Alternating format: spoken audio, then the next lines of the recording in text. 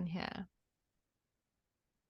So I'm super excited about today's episode. I have a pen and a notebook, which means that I'm having a reading. So Siobhan, who actually edits this podcast, and she is an astrologer. You've heard her before. She is doing, we're doing a transit for the next year, my transits, but at the same time, there's a lot that's happening that is for all of us on the collective as well. So don't click away, because it's going to be beneficial for you as well to know what's coming up and what is going to be different for you as well. So you can plan and write it in your journal or your diary. I do that. I write it on my Deskpad calendar, so I know when things are coming up. If something is bothering me, or I start to feel like, oh my God, the world is against me, and then I look at the notes and I'm like, oh, okay, this is what's happening. And I've done my Aurora with you, so my sun. So I write down all those things, like my sun is in the X house and I must focus on X, Y, and Z. And it's really helpful because I write it on my desk calendar, and then I can see when it's popping up and plan and do more video or less video. Or if I'm feeling like I don't want to spend time with people, only my family, I know why, because it's usually there's something in the sky. Yeah. So welcome. I call her Luna Finula because that's her Instagram name and her business name. So I'll either say Siobhan or I'll be like Luna Finula, then you'll know. So welcome, friend. Thank you. I feel like we haven't spoken for so long on here. It's so nice to be back. And whenever I have a podcast, I'll message her and be like, feel free to just chime in here or there. And she's like, I can't do that. I can't just pipe in during your podcast that you've recorded. So now you're here for a full episode. Now I'm here for a full episode. Yeah. And I've got so much to share with you. Yeah, so I think basically this kind of transit session is like called the kaleidoscope session. So we're going to be looking for those moments in your year that are like glimmers of hope, like nice moments that you can kind of tap into, like more of using your voice, like all the kind of things that are coming up in your year. We can also talk about if you have a word for the year yet. You might not have thought about that yet. Obviously there's like lots of big shifts coming up for everyone that I'll mention as well.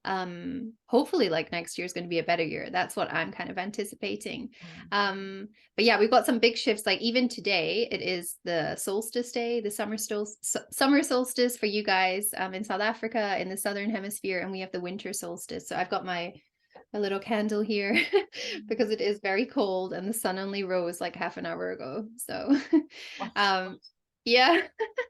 It's the shortest day here.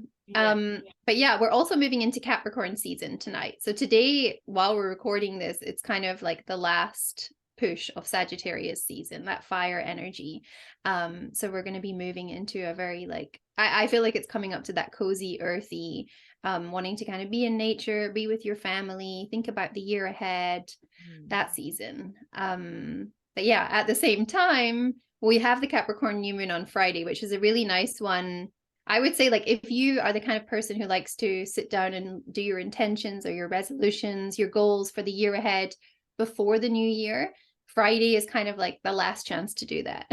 So maybe with the Capricorn new moon, taking some time on Friday just to sit and think about like what you would like your year to look like. Yeah, and not in a way of like I have this goal and I need to push that thing, like being gentle with yourself about it as well. Otherwise, wait until the next new moon on January 21st, because we have Mars retrograde at the moment.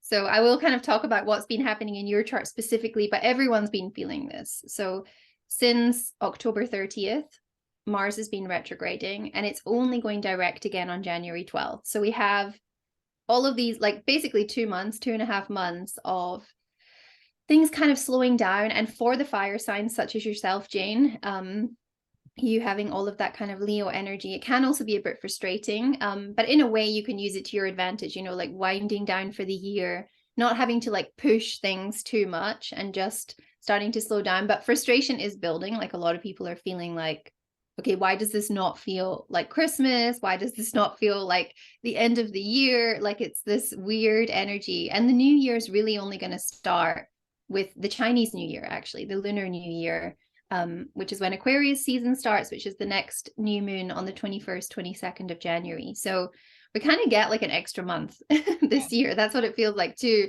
rest, recuperate, and get ready for the action starting again. So Mars goes direct January 12th.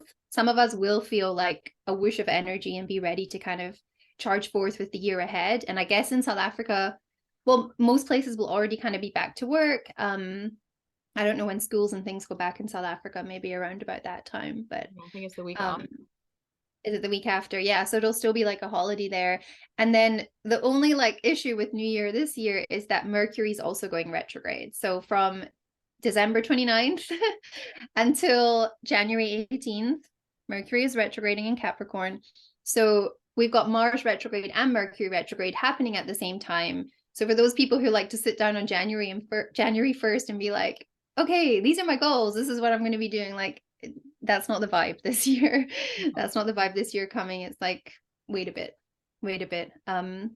which is kind of nice. I feel like we get a prolonged period of rest, or just to like sit with our ideas and figure out what we want the new year to look like. And then, yeah, come January 12th, Mars direct. January 18th, Mercury direct, like boom, boom, boom. The Aquarius new moon, January 21st. Chinese New Year, Lunar New Year starts on January 22nd. And I think for all of us, that's going to be a big shift. We're also, I don't know too much about Chinese astrology, but we're moving from the year of the tiger into the year of the rabbit. And I'm a rabbit. I'm not sure. Do you know your Chinese zodiac animal? I don't think. I feel like I'm probably the pig, but I feel like that resonate. Like I remember that. So maybe I must look it up. I think Yeah, I'll have a look for you. Yeah, to see what you are. I can't remember. You're 1983, right? I can't quite remember what animal that is. But yeah, the rabbit year it's also a water rabbit year, so it does just feel like quite hopeful, like we're going to kind of be like there's a lightness coming, which I feel like less like this year, a tiger year, it also feels like there has been like that frustration building up, like quite a lot of conflict in the world.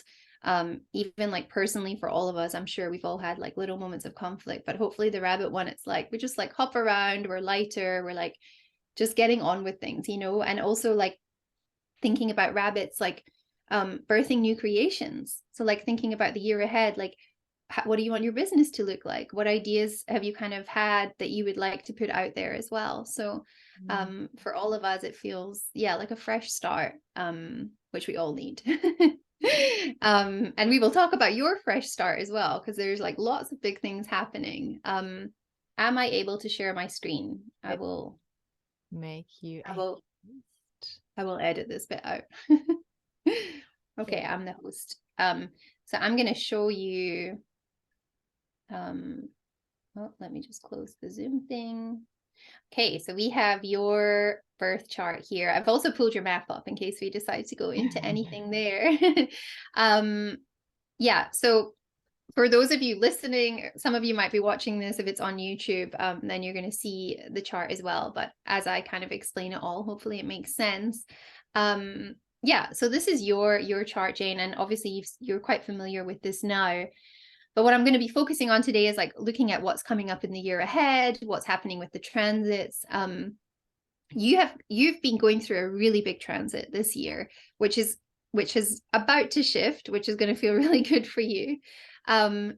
Basically, you have Mars, the planet of action, motivation, your drive, at 27 degrees of Cancer.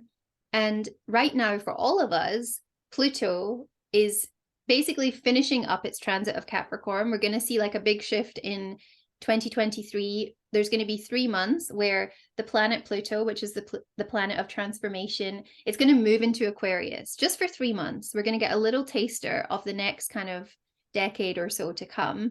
And then it's going to go back, obviously retrogrades every year. It's going to go back into Capricorn. So it's like, I'm really curious to see from basically March 23rd to around about June 4th, the shifts we might all feel when Pluto moves into Aquarius, in terms of like transformation with more freedom, people speaking up more, like a lot of humanitarian things coming to the surface. For you personally, it's like quite a spiritual place to have Pluto at the moment because it's moving through your 12th house. So you might just be like, you might go more woo woo, you know, and then you might retreat back a little bit and then you jump back in there. But basically, for the past year, Pluto has been directly opposite your natal Mars. And when we have a transit planet opposite a natal planet, it's activating it. It's like this friction in the air. So Mars in Cancer, obviously for you, Mars is the planet of action and everything for all of us, and having it in Cancer, like it kind of comes through in like the ways you care about the people around you, like your nurturing ability, like very protective of friends, of family, everything like that. And then having Pluto opposite, it's kind of like this moment where, like, thinking about the past year, like how has this felt? Little tests and challenges that have been popping up, it's kind of pushing you to persevere. Yeah, like if you just think about anything big in the past year with business, with thinking about making this big move, there may have been some challenging moments, but you're persevering regardless, you know, like you're selling your things, you're getting the visa process underway, like you're getting ready to go to step into this new chapter, and nothing is kind of going to stop you from doing this. Like you've made up your mind. Yeah, so when Pluto's kind of opposite there, it is like this moment of like you're determined to go through this rebirth. You're determined to kind of, it's like a purification period for you this past year as well, like letting go of physical things, like letting you, I mean, you literally just let go of so much hair. Literally chopped off half of my hair. Yeah, while Pluto is directly opposite. Yeah, like chopped half of that off. Like you're like kind of like letting go and shedding that chapter and getting ready to step into this new one, which is really exciting. And also when Pluto is opposite Mars, and just Pluto in general, like big Pluto transits, we can kind of think about like the areas of our life that don't feel that supportive anymore, like things we want to release. So yeah, could be friendships, could be like parts of your business that you're like, this just doesn't resonate anymore. Like I've done as much as I can with this. I'm ready to let it go and move on to the next thing. And now that Pluto is, it's still currently at 27 degrees of Capricorn, but when it does move, like in the next few months, I think you're really going to feel that shift. Like you're going to be like stepping into this new chapter, which is really exciting. Like I want to say you've still got like a couple of months of this shedding, letting go, getting rid of belongings, selling things, doing all the things you need to do. And then it's like, woo, new chapter. Yeah, really, really exciting. And then just to also finish kind of reflecting on the last year as well, actually what's going to be kind of happening. So basically all the planets kind of move anti-clockwise. If you're like looking at your chart, it's like they're moving anti-clockwise, but the nodes move clockwise. So the little north node and the little south node, we've had them moving through Taurus and Scorpio for the past year. And we've still got about 6 months left of that transit. And it's so interesting to me, like timing is everything with astrology. When you look at the transits, how it aligns is just incredible.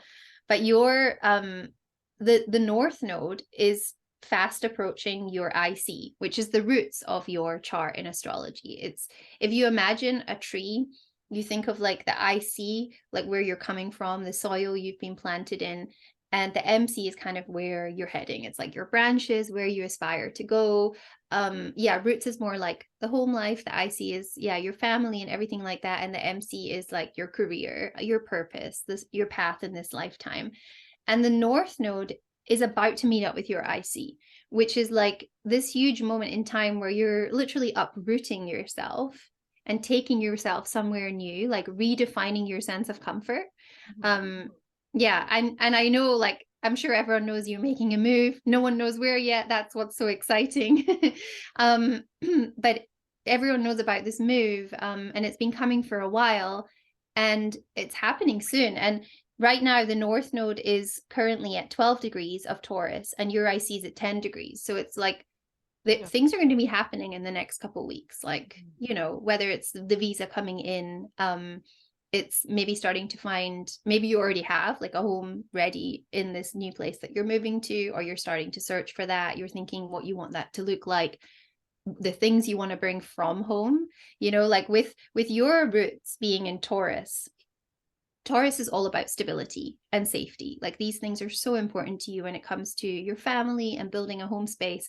So thinking about your new home and where that's going to be, like, what do you want to bring with you that's going to remind you of home? Is it like certain candles that have certain scents? Like Taurus is all about the 5 senses. So it might be foods from home, like tea, like Rooibos tea, Milo, like these kind of, you know, like bring the things that are going to make you feel comfortable in this new place, with the roots there. And in the other direction with your midheaven, your MC, the south node, obviously when the north node meets up with your roots, the south node meets up with your career point. And what's really interesting with this is like the south node is kind of the things, it is our gifts and our strengths and everything, but it's also things we want to leave behind so we can move into the north node. So what are the parts, because the MC is your career, what are the parts of your career or like the things that you have in your business that actually you don't want to take with you? Like, are there things that you've been doing that you're like, this isn't working anymore, I'm ready to release that, or that's like the old part of me that doesn't like bring me the same like passion anymore, you know? So it's, again, it's like the shedding, this big Pluto transit, and then also the south node meeting up with the midheaven. Also a moment in time though for you to look at your talents, your gifts, your strengths, and be like, which ones do I want to take with me? Which ones do I want to push? You know, and by push, I mean like put out there into the world.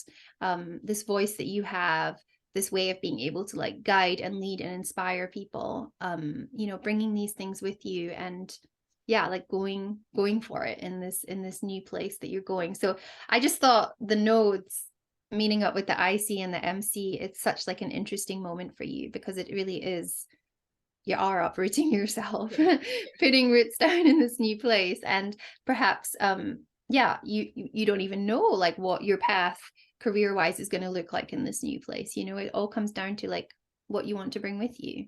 It's quite interesting you saying that as well, letting go. Because I've just given one of my old brands, because I started off with an online shop while I was personal training. It's called It's a Ling Thing. And I've literally just handed over the website and I'm handing over the social media to a friend who wants to do like to start that.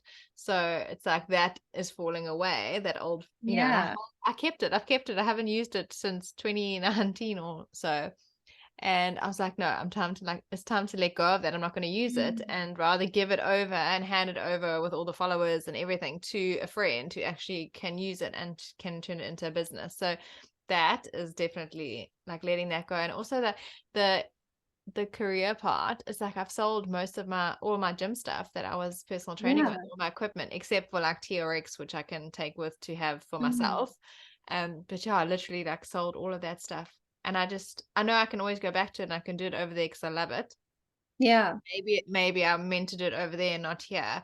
But it is definitely more of the yoga now, and just focusing on beginner yoga because there's such a huge need for it compared to personal training. And I found a lot more joy in it. And like, you know, you can do 5 people, 10 people, 20 people at one time. Whereas like personal training, I'm like, nah, it'll always be who I am, but it's just not something that I feel like I'm taking with me. Yeah. And you might find when Pluto moves into Aquarius, it's going to move in for about 3 months, and then it will retrograde. And then from January 2024, it's in Aquarius, like for all of us. So it's just like we get a little taster, and then it's like, no, not quite ready, I'm going to move back. But when it moves into Aquarius, like you're in Aquarius rising, that's where your ascendant is. You know, it's a big part of who you are, like this kind of being able to get on with people from all walks of life, this freedom seeking, you know, wanting freedom for like everyone, wanting to kind of like guide and inspire and encourage people, you know, that combination of your Leo sun and moon, and then also this Aquarius rising, opposite signs, but like so much power there to be people's biggest cheerleader in whatever you're doing, which I'm sure like everyone listening to this who knows you would say that's exactly like the kind of person you are. And you might find when Pluto does move into Aquarius for those few months, when you're in this new location, that you are like really enjoying like the teaching side of things as well, because Aquarius is kind of that teacher energy, but in a way where it's like you do it in your own way, you know. And it could be like beginner yoga online, like you might find the South African community kind of coming with you, and you find yourself like, yeah, teaching more online. Aquarius is also a very innovative sign, so perhaps new ways of like expanding that community and guiding there. So it'll be interesting to see like what kind of comes up there. And another big transit that we're all going to go through in 2023 is Saturn is moving into Pisces. And this is a really nice one. Saturn, I don't know if you like remember, but the great conjunction with like Saturn and Jupiter in 2020, that was when like Saturn kind of moved into Aquarius. It was like December 2020. Yeah. In fact, I think it was exactly 2 years ago today, because it was the solstice day, I'm sure. I think we were even going to do like a live thing, but I had COVID. Yes. Yeah. We were. And didn't I do it? I did it by myself. You did it by yourself. It was this day. I think it was December 21st. Today's the 21st, right? Yeah. Yes, Yeah. I remember I was sitting down there in my office and you were. So funny. Yeah. Yeah. So like think back since then, we were all kind of in lockdown. It's interesting because Aquarius is all about freedom, and Saturn is like this planet of discipline. It's like the strict kind of teacher, like it is restricting us, but it still will kind of focus on what we need to focus on. But they are very opposing energies. So it's not felt the most comfortable the last 2 years with Saturn being in Aquarius. Anyone who has that placement in their natal chart, like they will have been going through their Saturn return. So if you are listening and that is your placement, like let us know how that's felt for you. But on March 7th, Saturn will move into Pisces. And although it's not changing houses for you, it's still your first house. So it's still like you're like for the past couple months, it has been this new transit for you with Saturn in the first house, like thinking about your sense of self a lot, your identity. Like, I mean, I guess like even the letting go of like the personal trainer side of things and embracing like the yoga teacher side, and like looking at who you are now and how much you've grown. Yeah, there's like big shifts there. And so Saturn moving into Pisces, it does feel like for me, because Pisces is a water sign and it's quite like a creative, like dreamy sign as well. And also very compassionate. Like maybe we're going to see like people coming together more, which is exciting, but also just for you, like creative ideas. Like I find Saturn and Pisces the perfect transit to like to write a book, or like just to really hone in on what you want to like put out into the world. Yeah, and you also have Neptune's also in Pisces. Jupiter just moved back into Aries yesterday, actually, so that's shifted, and we'll talk about what's happening with the planet of expansion for you in the next year as well, because there's some exciting stuff. But yeah, let's see what comes up with Saturn. It'll be interesting to see when it moves into Pisces, how we all feel the shift. So March 7th is quite a big date. And then just some more of like your personal transits. What is really interesting to me is that the planet Uranus, which is the planet of change, planet of unpredictability, planet of revolution, but also like a breath of fresh air. Now, this is one of your ruling planets. You're in Aquarius rising. Aquarius is ruled by the planet Uranus. So although there is the side of you with your roots in Taurus that might like that stability and, to be safe and everything, you also have this side that when things get stagnant, it doesn't feel good. Like you want that breath of fresh air, And I think you've been ready for this move for a long time. Like it's been a long time coming. And when Uranus moves through the 4th house, so in astrology, the 4th house is the house of home, of family, of your roots. Often there is a change in whether you move house, move countries, move continents, whatever it might be.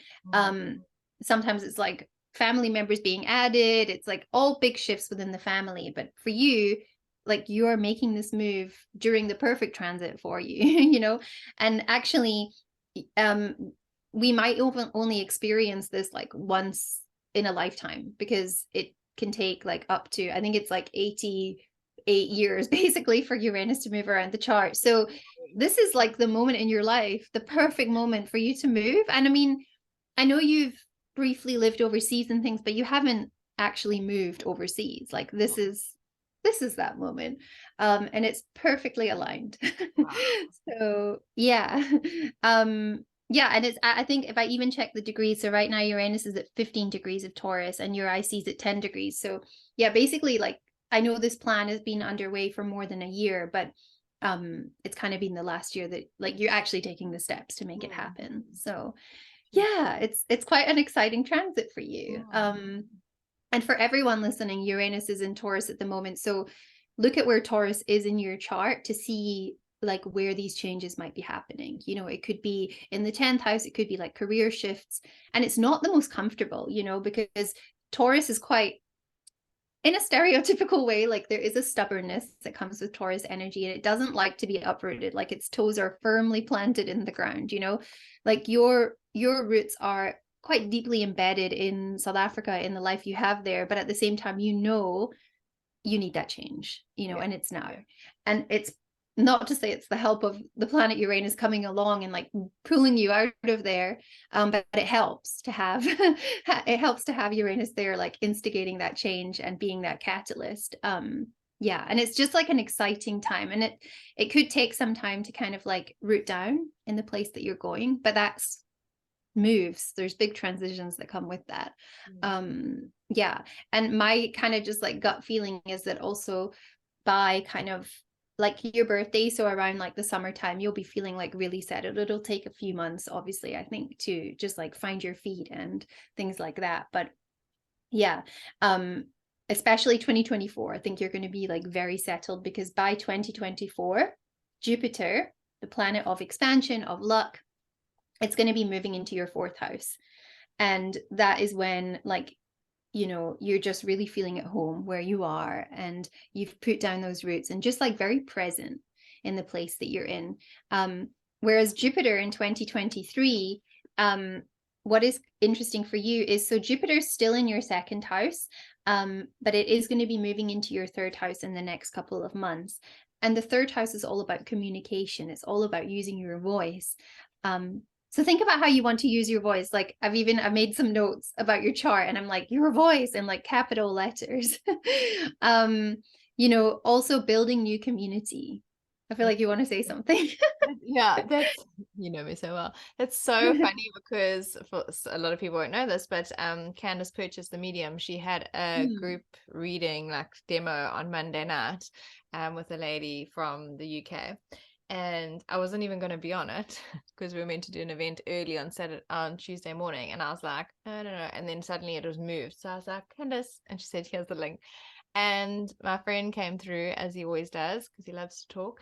And he kept talking about my voice. And he was like saying that. So my message from him was basically that he said about my voice is going to be heard internationally in different countries. And she said she's like you need to use your voice, and she has been shown like a loud hailer. Oh wow. So yeah, so he was saying like I'm going to be known in different countries and all this stuff, and I was like, oh, maybe the podcast will be, you know, right now it's more South Africa and America and Canada, but I think maybe it'll be more like Europe, maybe more Australia as well, because that's like my Jupiter line. Yeah. But yeah, it's so interesting. Like it's just this like loud. She's like, I'm being shown a loud hailer, and you need to use it. So it's so interesting. Like Yeah. saying that now as well. And also because, so the way Jupiter kind of moves, it takes Jupiter 12 years to move around the whole chart. So this is like, think back 12 years ago. So like 2010, 2011, like what shifts were happening then? Like what were you moving into personal training then? Or like what was 2010 came out of a bad relationship, and then I met Nick just before my birthday. So yeah, I was sort of just going from one extreme to the next. And I was busy doing my my PGCE, so studying teaching. Okay. Yeah. But yeah, so I was finishing that, and I finished that in 2011. But yeah, we got engaged in 2011 and then got married in 2012. That makes a lot of sense as well, because just if you think about Jupiter's transits, like 2011, it will have been in your 3rd house, and then engaged 2012, like moving into your 4th house there, and that is like about kind of like, yeah, putting down those new roots again, like creating this new family. But yeah, with Jupiter moving through your 3rd house, like using your voice, getting to know your neighbors, like the 3rd house is all about your local community. So there might be a period of time where when you're in this new place, not that you aren't still like connected with South Africa, because of course you will be, but the importance of kind of just like getting to know like the people in the place you are, like networking with people there, which I'm sure you're going to do anyway. But kind of using 2023 to just get your voice known around about where you are, and start to build that community, whether it's like Facebook groups or, you know, whatever it might be there. Yeah, and also, yeah, communicating with new groups and really being present. I think that's going to be like quite an important theme while Jupiter's in your third house as well, and enjoying using your voice, like whether it's podcasting more, you know, whether it's writing in whatever way that might come about. Yeah, I think it's going to be quite a nice one just for and like I said, community. But yeah, local community as well. So a whole new community. And then 2024, you're really going to start to settle in more. Yeah. And then what is also interesting is that Mars retrograde. So Mars has been retrograding since October 30th in Gemini. So it's moved back from your fifth house of like creativity and playfulness and everything into your fourth house of family. So although Mars is retrograde and it's like this time where things are starting to slow down, you're also like getting things organized with the home and the family and, you know, packing up and selling things. And you'll find probably from January 12th when Mars goes direct again in that fourth house, it's like, it's go time, you know? So yeah. And you might find you're getting things organized at the moment, but you're maybe going a bit slower than you normally would, you know, like as you're packing up and things and like wanting to, there can be a sense of nostalgia as well, like wanting to go through everything, like what do I want to get rid of, what do I want to keep and take with and put into storage. So yeah. And then again, also just with the fourth house in Gemini, it's getting close to your Chiron. I don't know if we've ever like spoken about your Chiron on the podcast or whatever, but I don't think we have. A lot of healing, like with family things coming up as well. And even just like, you know, going to a new place. Like if I pull your map up, I'm not going to say the place, but I'm just going to see like what might be kind of coming up there. Yeah. And for example, like we know you're going really close to a Chiron aspect line, and a harmonious one as well. So I think the place you've chosen is going to be so healing for you as a family. And just so that people know, we didn't choose it because it is No, Chiron. It just happened, and then we were all, you and Meg, we were all like looking at it. Yeah. Obviously, being astro nerds that they are, they were like, "Wait, let me look." Yeah.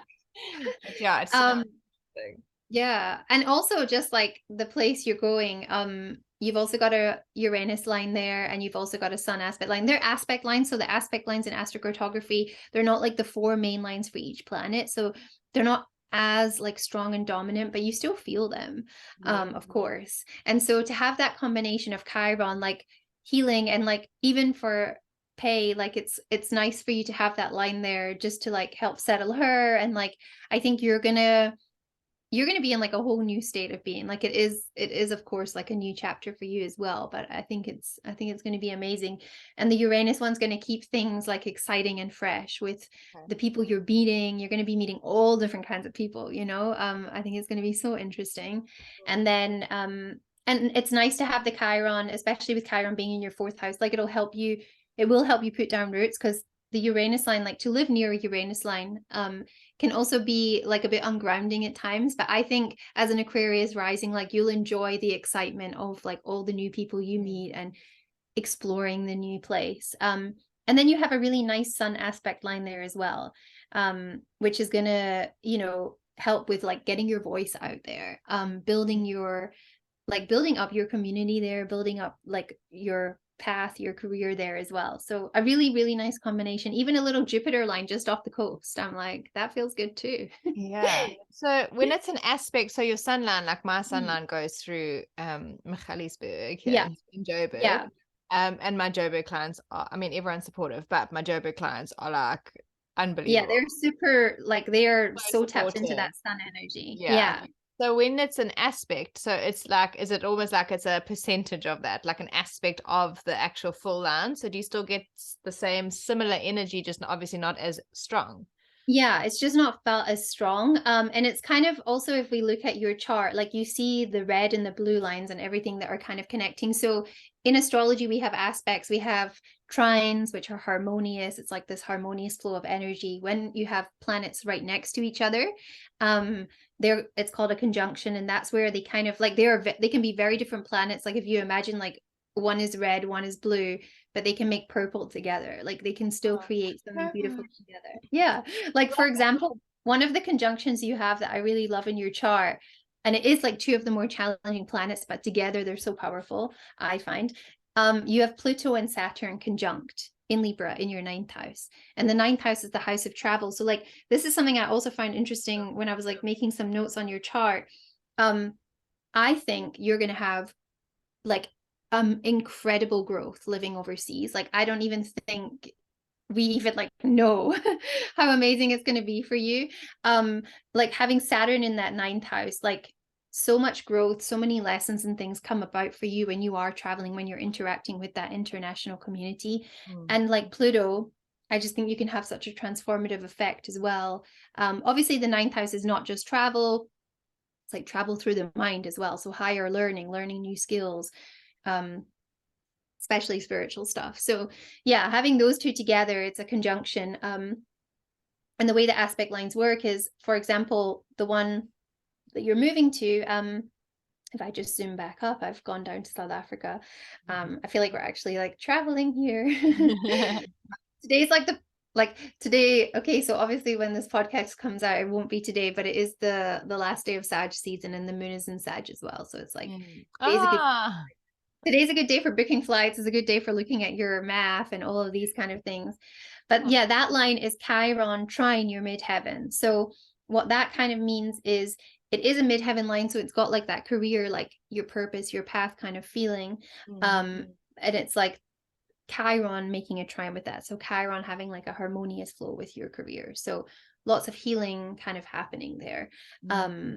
And getting you like onto, and maybe like you becoming more of a healer as well. So I think like you did Reiki training recently. And I'm finishing it in January, I'm doing the level 2 so I can work on people, and I'm doing the animal one.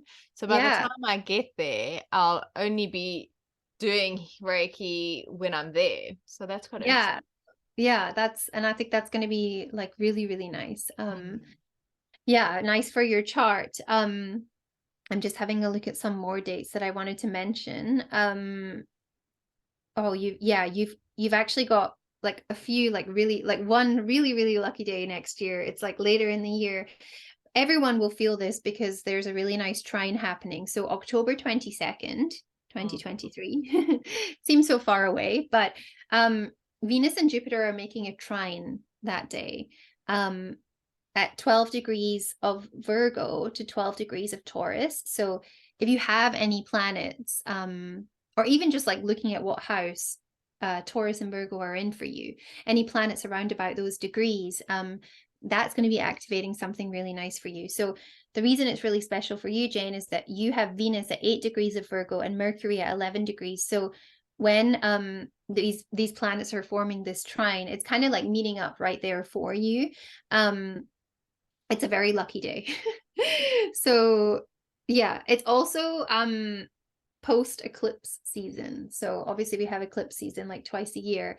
Yeah, let's see like what's kind of coming up for you that day. But the fact that it's happening with your 4th house and your 8th house, your 8th house is like that house of transformation, like really wanting to go deep. It could be like a good day to like host a workshop, or something where you're combining like Venus, like self-love and everything, your creativity, like promoting harmony and love with others, and then Mercury using your voice, like combining the two. It could be quite a nice day for that, but that's much later in the year.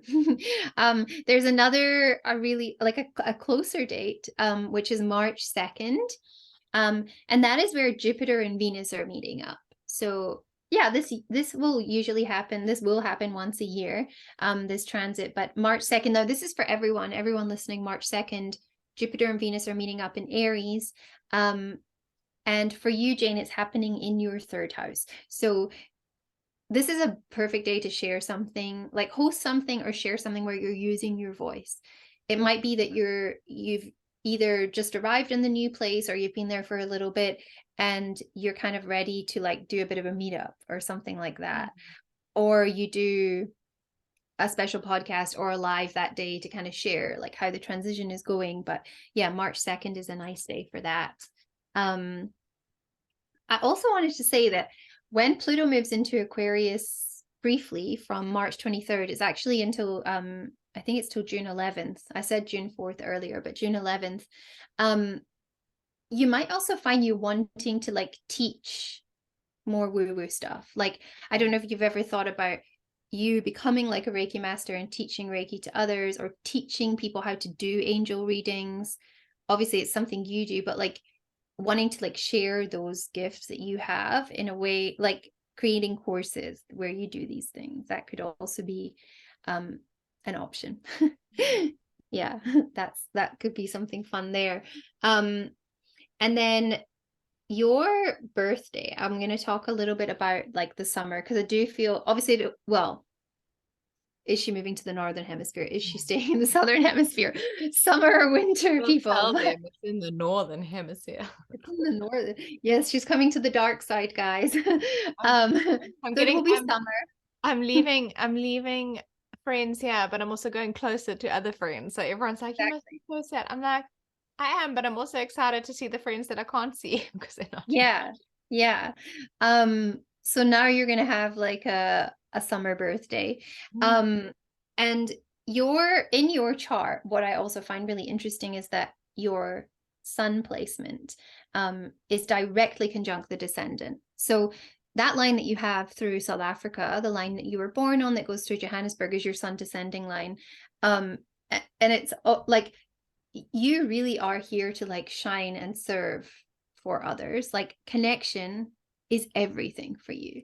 Like, you know, and so having your sun right on that descendant as well, like, it's important that it's like definitely reciprocated, that you're not giving all of your light out to others, that you're also getting that light back as well. But it's just a really interesting place to have it, because it's like, it's what lights you up is when you have those, when you share those moments with people that you just love and care about. Friendships and clients and whatever it might be. But I mean, we can feel that from you. And so, like, obviously that sun descendant line that you have through South Africa, you were born on that. That is not going anywhere. You're taking that with you wherever you go in the world.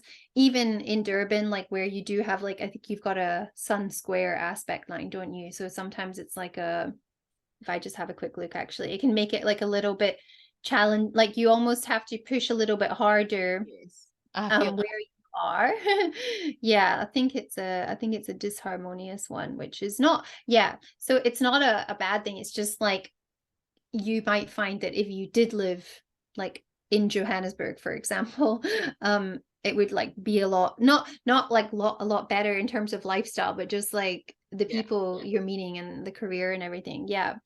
But you have that beautiful conjunction of when the moment you were born, and like born right at sunset as well. Like we spoke about, like the day and the night charts, like you're right on the cusp. Like if you've been born like half an hour earlier, you know, your sun would be in a different house. So it's really interesting. It's like right on the cusp of the 6th and the 7th house. 6th house of service, health and wellness. And we also know that is like everything you do, right? It's like it's all related to health and wellness and serving and spirituality. But I think your birthday this year and every year, it's quite a nice moment to give back as well, like having your sun right on the descendant. So doing something that day where you can like give back, maybe hosting something online with people back in South Africa on your sun line, or doing something where you're like sharing with them around about your birthday.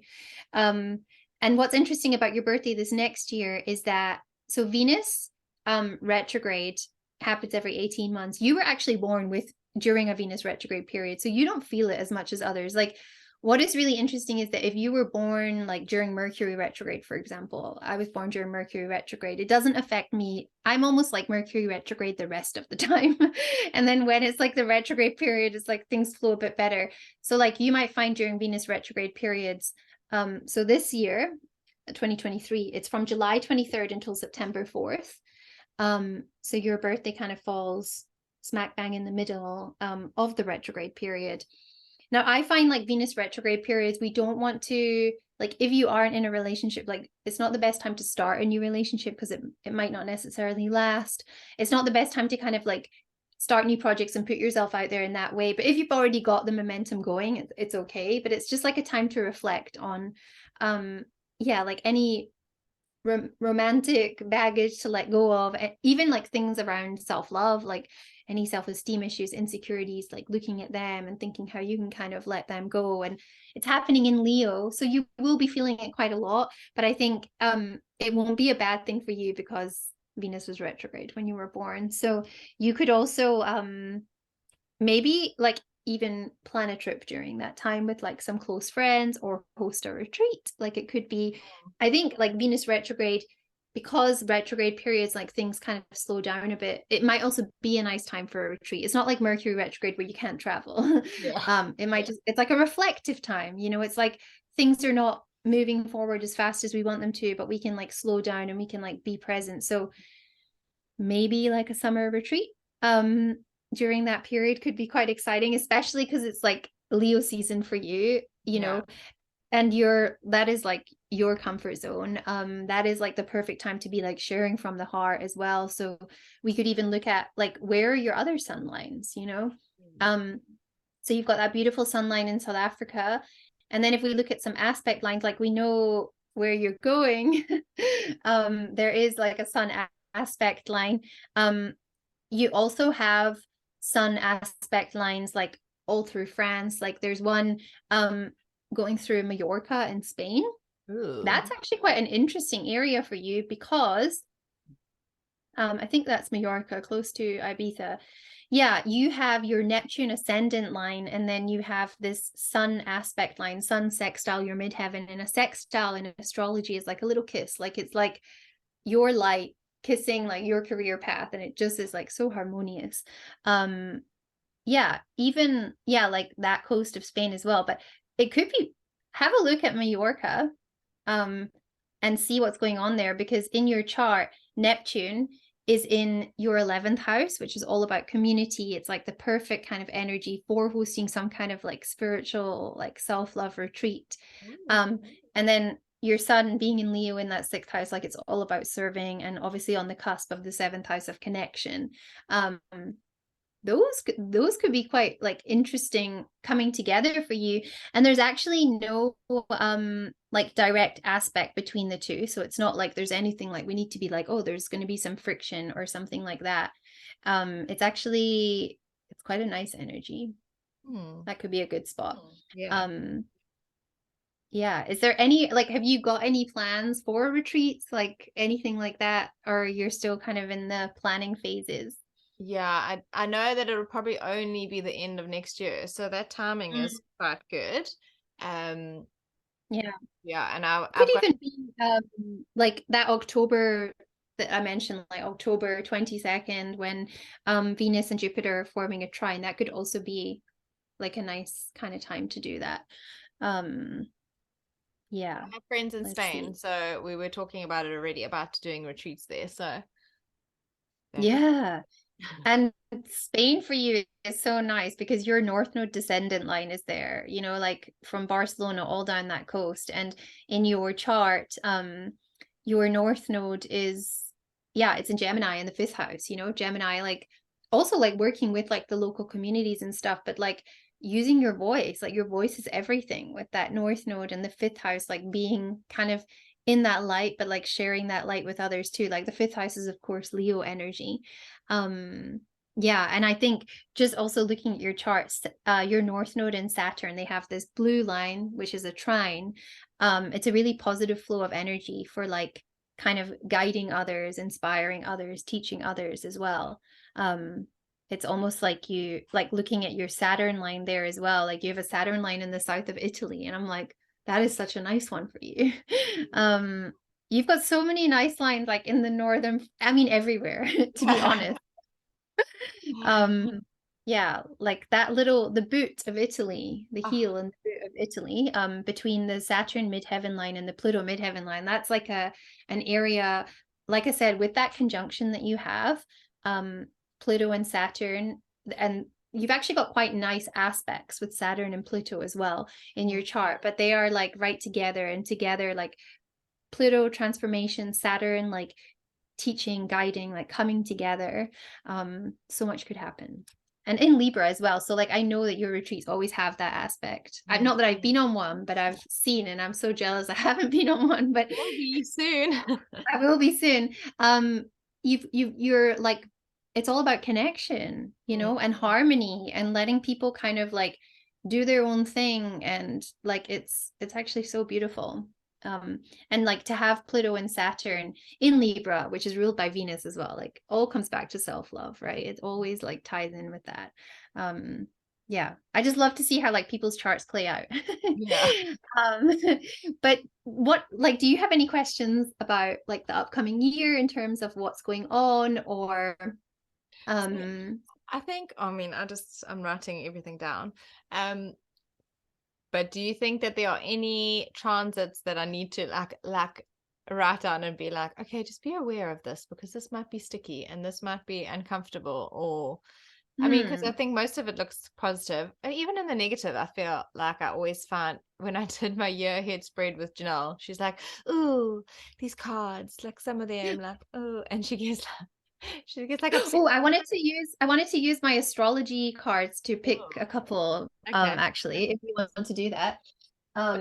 It's funny how I'm like, yeah, but you can't be upset about the negative cards or perceived negative No, cards because it there's is going to part of be, it's your journey, yeah, you know? yeah, there's going to be challenges like in every year. You know what's so interesting about your chart is that you can see, okay, so obviously like some of you are just listening, but like you haven't really got any planets on this like southwest area, like natal placements, and all of the outer planets are actually like, for example, Pluto, Saturn, Neptune, Jupiter, Chiron, Uranus, like you've got no natal placements there. You're not having any massive massive conjunction activations. There's obviously some oppositions. For example, let me just check where Saturn is at the moment.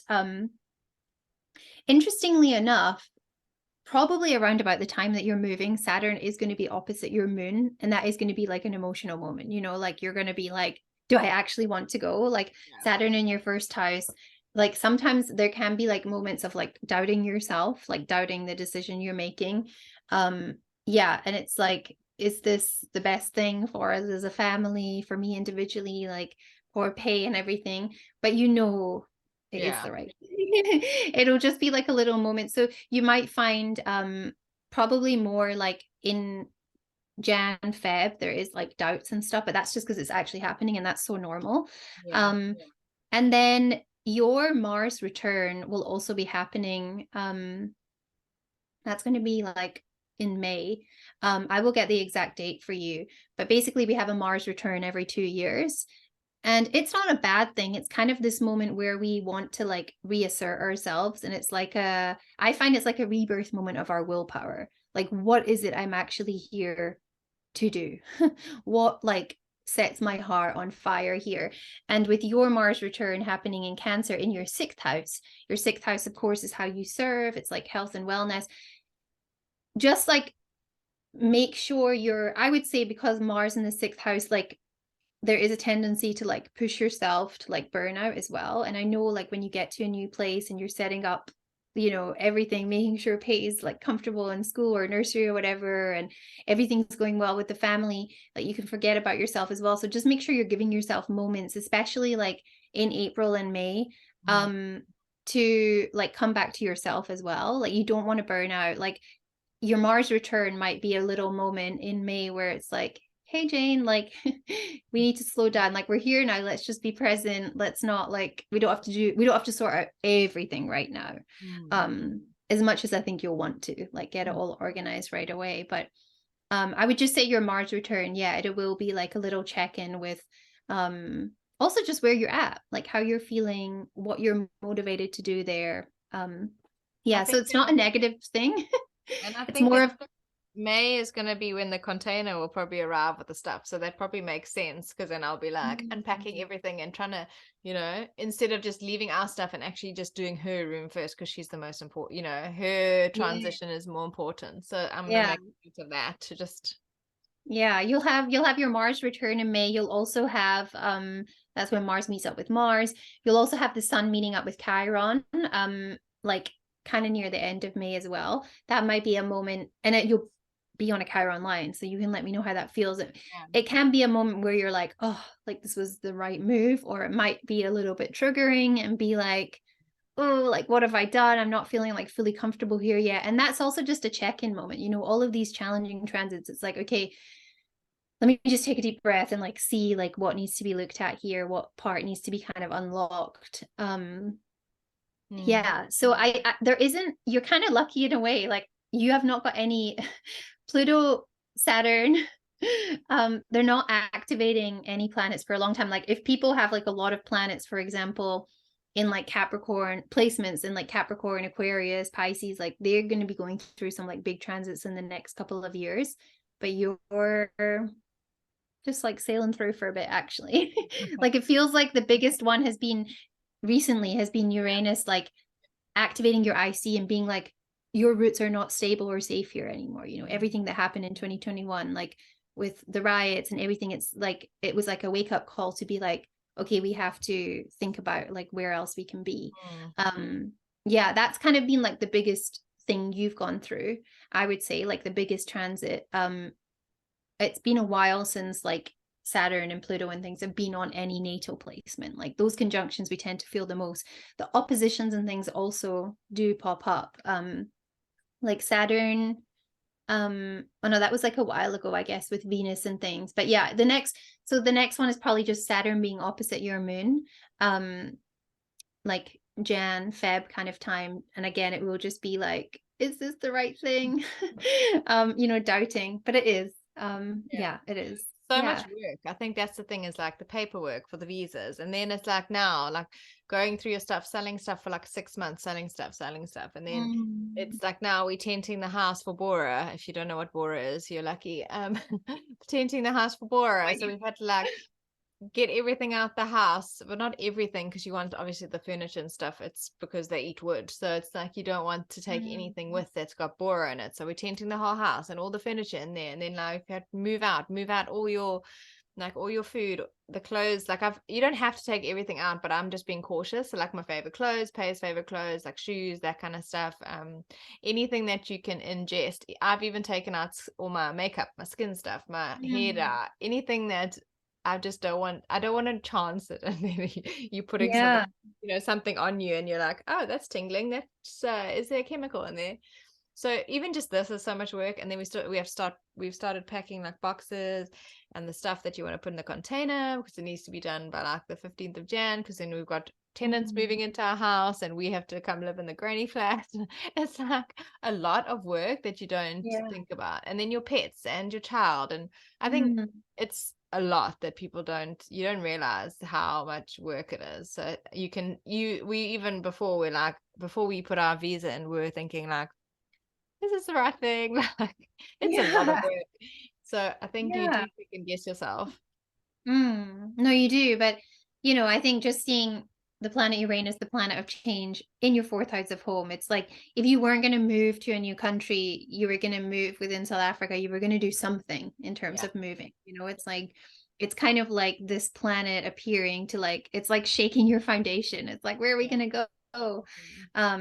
Yeah, so I'm going to just quickly, before we finish, I want to use my astrology deck of cards just to see like what cards in terms of planets or signs or houses are going to be important for you in the next year.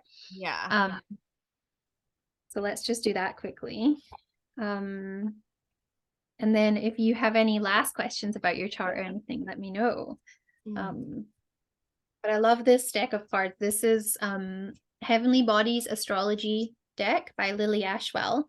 So it's all of the signs, the planets, the houses, the aspects, the elements. I don't think you have this one, do you? No, I don't think I've ever seen it. Yeah, it's this one here, if you can see. Wow. Yeah, it's really, really nice. I like doing it with these kaleidoscope transit sessions, because then we can just see like, okay, which areas need a little bit more focus in the year coming up. Sorry if the cards are a bit noisy. Okay, so I'm going to pick 4 cards for you, just for for the year ahead. And let's see. Oh, this one's like jumping out. Yeah. Okay, here we go. So, oh, this is so funny. Oh my goodness. Okay. Hilarious. Okay, well, anyway, it's like basically you just came through.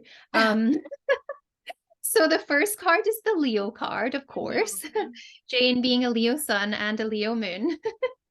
And you can see on the card, it says self-confidence, loyalty, and creativity. I mean, I don't even think I need to really say anything about this card. It's like a no-brainer. It is just a representation of you. Yeah, but also like think about Leo's season, like we spoke about, that is when Venus retrograde is happening this year, but also a time for you where, because we're born with Venus retrograde, you might kind of be in your element, you know, like you, where everyone else is kind of feeling a bit like low in self-esteem and insecure, you'll be like, I can help you right now. Like I have all of this kind of love and encouragement to give. It's like, it would be a perfect time for a retreat or even like a 1-day mini workshop if, you know, if you're still settling down.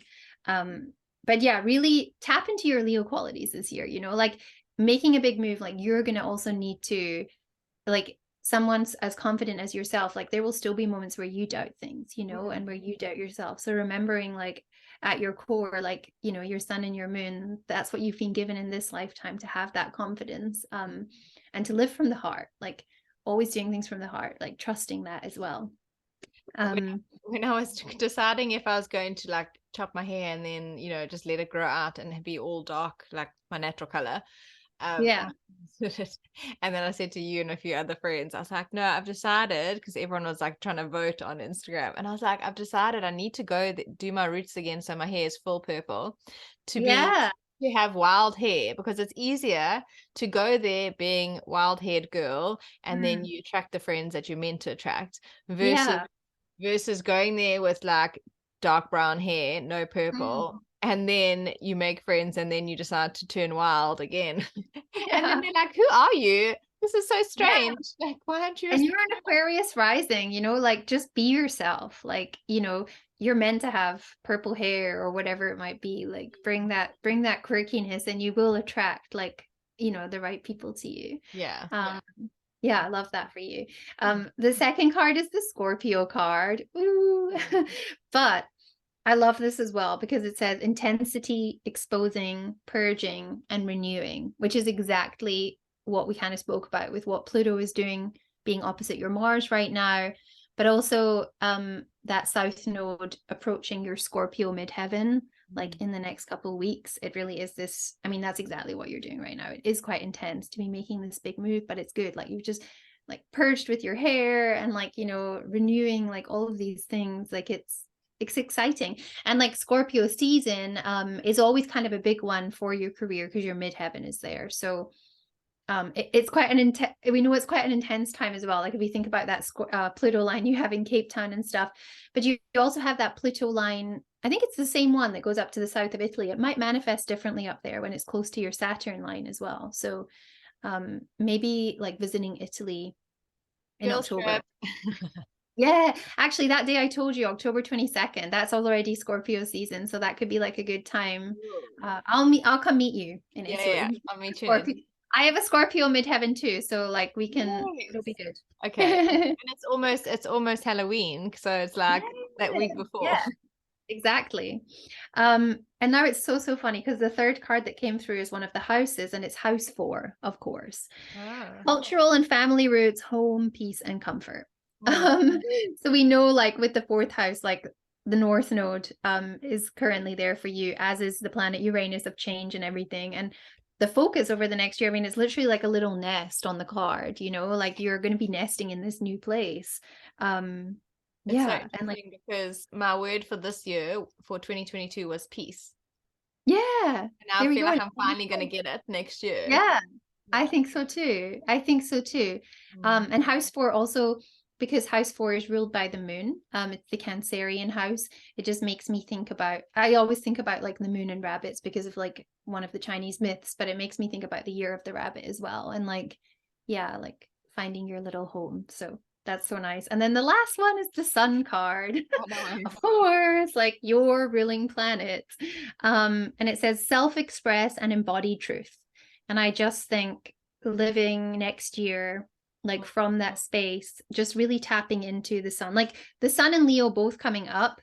And then you've got the Scorpio card, which is like the ruler of your kind of midheaven, your career, and then house 4, like your roots. It's like this, and it's all the angles you see in your chart. It's like Scorpio's up on your midheaven, then your roots, like house 4 down here, and then obviously the sun is right on your descendant. Like a lot about the angles, and the angles in astrology are like really important. So yeah, it would just be interesting to see how, I think you just have to go be yourself, that's kind of what these cards are saying. And and attract, and then the right people will come to me. Like I've already planned, like I found coffee shops and places that are outdoors where I want to go and try and collab to do yoga outside, like in workshops. And so I've already started following those kind of accounts on Instagram, and I have got a few friends there which I didn't know before from school, and their friends are already asking them, when's your yoga friend coming? So I know that I'll literally start teaching at least one class a week from the week after. Like I know, because that's what I want to do, and that's manageable, and it's a quick way to meet people as well. And I think also not being a normal, inverted commas, normal yoga teacher, but focusing on the beginners, which no one really does. I think that it is like an untapped market, and I think that that's how it's going to be a word of mouth thing as soon as I start. So I'm actually really excited for that, to go randomly. And luckily I'm a Leo, so I can walk into a coffee shop and just start talking to people and asking them if we can do some of that Leo energy. Oh no. But yeah, those are such nice cards for you. I feel just like I'm just so excited for your year, and of course to follow along. Like I can't wait. That's why the when you said about you real life, we get to finally meet people. Like I know what you mean. But I'm excited also I've decided I'll do, because I have a YouTube channel, but I mean I don't really use it that much, but I'm going to, instead of trying to post everywhere, I'm going to do like a weekly vlog. So the whole using your voice thing was so interesting as well, because I've already decided I'll do like a weekly vlog where it's the content that I don't share on like Instagram and things like that, where I'll actually physically be taking like snippets and sharing it in. I love that. Yeah, like on every Sunday or whatever. So yeah, that's gonna be so nice. Yay. Thank you, friend. That was so exciting and grounding and everything, that I can actually feel good. I feel good, which is I think important. Not be worried about all these things. No. So everyone can book a kaleidoscope with you. How do they get hold of you? Yeah, so they can either contact me on Instagram at Luna Finula, or on my website, lunafinula.com. They can book directly there. Unfortunately, I don't do like prices in Rand anymore, but I have 2 new offerings that are more accessible to like South Africans. Just like a mini cosmic map session that's 45 minutes, and like a mini transit session that's 45 minutes as well. And they are, I think it works out about 900 Rand. It's kind of the best I can do when I'm living in pounds. Very affordable. Yeah. But the kaleidoscope session is like a really nice one to do, because it comes with a booklet and everything as well. So it's nice to look back on throughout the whole year. And and even like the aurora, like for me, the aurora you do, like for the aurora, it's the same every year, where your placement exactly. So like things like that, you save up and you do it, and then it benefits you every year, so you don't have to do it again. So it's really handy to do these because you have them. So and it's transits nice to just help. I think the transits help you to stay sane, because you're like, oh, this is why this is happening, and you go and look back and you're like, oh, this makes sense. I wish like we learned this in school, honestly, because you could just plan things so much better. It's not, even with transits, it's like not like, oh, it's not a prediction like that day this is going to happen. I would never do that kind of thing, but it does give you like a feeling like of the flavor of the day, and you can be like, especially the moon's transits, you can really like align with that and be like, this is the best day for like socializing, this is a better day for hibernating. I love to kind of align with that. So I can't wait to see how your year unfolds. You can watch it on my vlog. I will. Using your voice. I'm going to do all of that. But thank you so much for joining us, everyone. And I hope that you've enjoyed this episode. If you're listening on the podcast and you feel very confused because you didn't see the chart, then go onto the Unselfishly Me YouTube, and it will be up there as well, so you can watch along. I mean, you could literally mute us on the screen and listen on the podcast if you want. But yeah, I'm excited to share with you all of the things going forward, and you can watch along and see how it actually plays out. So thanks for joining us, and I will see you next week.